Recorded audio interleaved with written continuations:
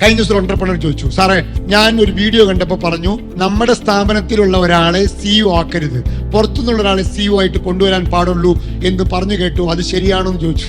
ഞാൻ പറഞ്ഞു അബ്സല്യൂട്ട്ലി തെറ്റാണ്. പറ്റുമെങ്കിൽ നിങ്ങളുടെ സ്ഥാപനത്തിലുള്ള ഒരാളെ തന്നെ മെല്ലെ മെല്ലെ പ്രൊമോട്ട് ചെയ്ത് കൊണ്ടുവരണം. നിങ്ങൾ നേരത്തെ പറഞ്ഞതാണ് ശരിയെങ്കിൽ സുന്ദർ പിച്ച ഗൂഗിളിന്റെ CEO ആയിട്ട് വരാൻ പാടില്ലായിരുന്നു എന്നാണ്. എന്തുകൊണ്ടാണ് നമ്മുടെ കൂട്ടത്തിലുള്ള ഒരാളെ വളർത്തിക്കൊണ്ടുവരാൻ പറയുന്നത്? 2 കാരണങ്ങൾക്ക് വേണ്ടിയിട്ടാണ്.